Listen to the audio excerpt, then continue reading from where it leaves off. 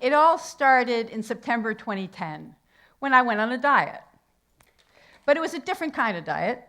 I didn't count calories, I didn't count carbs. I simply took 12,500 miles of food off my plate.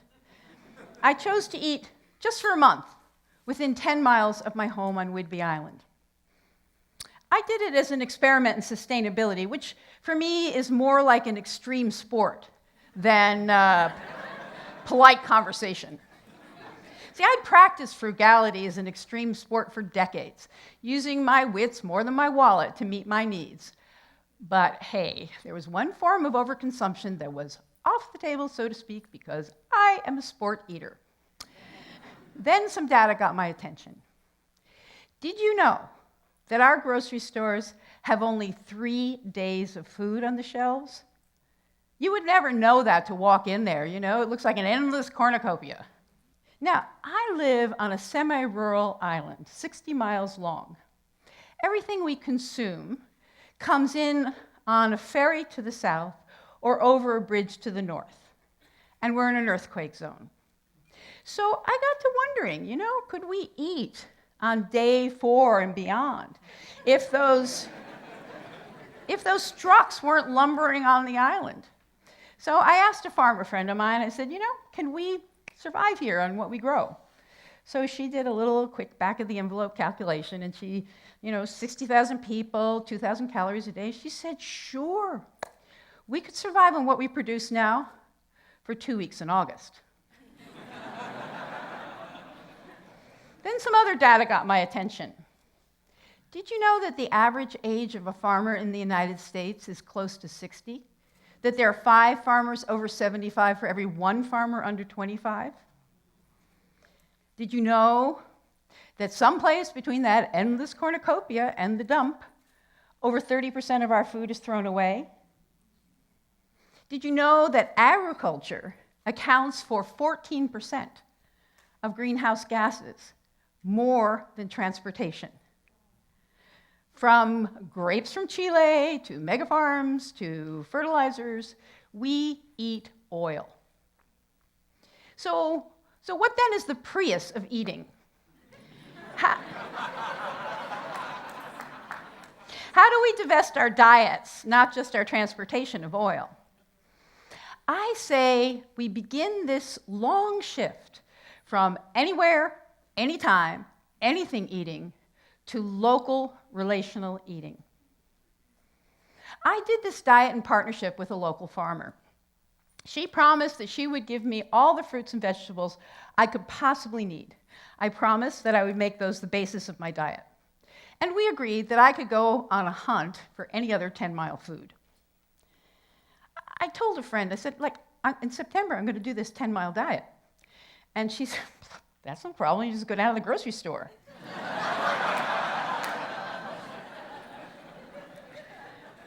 My friend from New York said, local food? I mean, in New York, all food is local. You go down to the street, it's right there. So I did go down to my local grocery store, and the only 10-mile food there was honey. And honey, thank God for healthy bees on Whidbey Island. But what about protein? So I did find some local milk, but I can't tell you where, because drinking raw milk from my neighbor's cow is illegal. Pasteurization is the law of the land. Now, this makes sense for the national milk supply, because any 1 carton of milk that you buy in a grocery store could have milk from 1,000 cows. But milk from a cow I could see, and a neighbor I trust. So what about meat? I found a guy who would deal me 2 chickens for $5 a pound. Now see, I'm frugal, and I wanted a bargain. But I was looking at a neighbor who had bought these chickens, had housed them, fed them, watered them, protected them from predators, then slit their necks, plucked them, gutted them, washed them, packaged them, and frozen them. I was not looking at one of the 4 corporations that produce 60% of our chicken, where even free-range chickens spend most of their lives in huge barns. where the kill lines kill 125 birds a minute. And corporations that have big lobbies in Washington know I was looking at my neighbor. So gratefully, I paid the money and went home with 2 chickens. And I did find 10-mile cheese. A friend of mine had a goat herd, and she makes goat cheese for $30 a pound. Now, is this woman greedy? No. No, she is a small goat herd, and she is subject to the same licensing, laws, regulations, and costs as the big guys. At $30 a pound, she is barely turning a profit. As a matter of fact, I saw her this morning on the ferry, and she said, I am doing this for love. There's no other reason. So what else? Oh, at my 10 miles, there was no wheat. So no bread, no pasta, no cookies, and worst of all, no crackers, because I'm a crunchaholic. So I figured out how to dehydrate zucchini slices so that they would get a little crunch. And I called them zucchini crackers, or zackers. And then I put a little honey on them, and they're zookies. So then I found out in the middle of the month that a friend of mine had grown a couple of rows of experimental wheat. And he wasn't going to use it. Crunchaholic got busy. So I got my kitchen scissors, and I went over there, and I cut the heads off. Brought them home, and I put them in a mixing bowl, and I took out my hand mixer, and I had cracked the hulls. Then I took that out on my deck with my hairdryer, and I winnowed the chaff. And then I brought the berries in, and I put them in my coffee grinder. I ground them. It looked something like flour. And at the end of all of that, I only had 4 small pancakes. So you might be thinking, what about caffeine? Or oil, or salt, the necessities of life. Well, there I drew the line. I don't want to do suffering as an extreme sport, so I gave myself those plus lemons as my 4 exotics. So, how did it go? I learned a lot about myself. I learned a lot about food. I learned some about the food system. I did lose weight, and my cholesterol went down. But the most moving part of it was someplace in my backyard on a warm day in the middle of the month, I realized I'd gone through a shift. That food was no longer out there for me, in the grocery store, even in my garden beds. I felt food. I felt myself as a living creature in a living world, surrounded by food, most of which I don't recognize. I felt vulnerable and a sense of belonging both at once. I had put my life in the hands of this place, in the hands of the farmers, in the fields, in the forests, in the waters. In ordinary life, we don't like to admit that we're dependent on anybody for anything. But in real life, throughout human history, humans have depended on one another literally for our daily bread. That was the moment I shifted from anywhere, anytime, anything eating to local relational eating. Eating for me became an act of belonging. So I still eat relationally. I love eating the food grown by my friends, and I eat meat, but as a treat, not as a meal. And I spend more for food, and I eat a little bit less. How radical is that? Well, actually, folks, it is not radical enough. In order for relational eating to not just be a silly experiment, but to actually make a difference to my community, and to make a difference to communities around the world, to be a possibility for communities around the world, we really need to break the hold of the industrial corporate food system, not only on our eating, but on our imaginations about eating, and restore regional food and farming. The industrial system promised us the end of hunger. 1 in 8 are still hungry. It promised to build healthy bodies. It's built big bodies. So how radical is it really for we, the eaters, to reclaim our right to grow and eat at least a portion of our food locally, legally, and economically? Think of it as 50-50, industrial to local. We can have our cake and avocados and bananas and oils and eat local fruits and vegetables, meats and grains and beans too.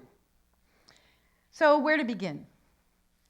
I invite you to simply think about where your house is and hopefully where your home is. Your 10-mile or 100-mile patch of this planet. What grows there? Who grows it? Is there any 10-mile food in your grocery store? Now I'd like to challenge you to step into this picture. Maybe some of you are thinking, God, could I do that, what she did? But I'm not asking that. I'm asking you to think about maybe 1% of your food from 10 miles. It's actually not that hard. Or one meal a week within 100 miles.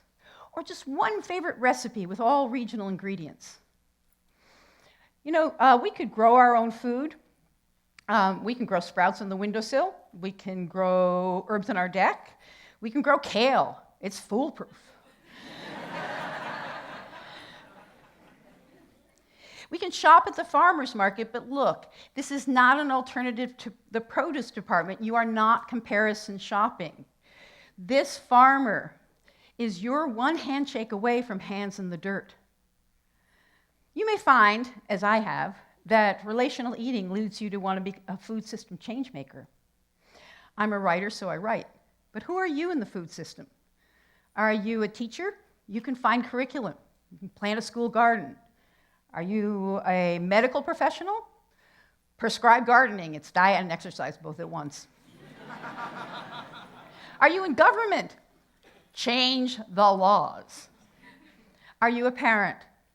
Feed your kids fresh, local food, at least some of the time. See, everyone eats. Everyone has a role. We are at 5% local sufficiency at best. We are at 2 weeks in August. To get even to 50% is going to be a revolution in how we live on this planet. But a revolution far more radical happened on this continent 250 years ago, and those founding fathers were farmers. See, when I was born, the idea of a supermarket, much less a big box store, that was like novelty. I grew up drinking milk from local cows. So just in my lifetime, our eating has shifted from local to industrial.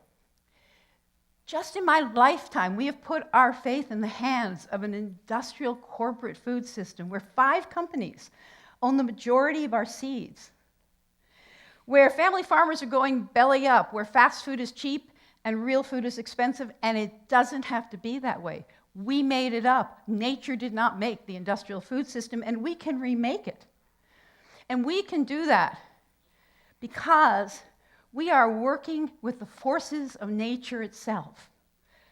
The seed that wants to sprout and the flower that wants to fruit. See, relational eating isn't really a diet. It is more like a live it.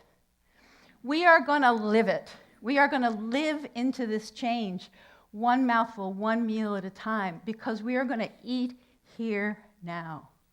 We are each going to find a place we care about.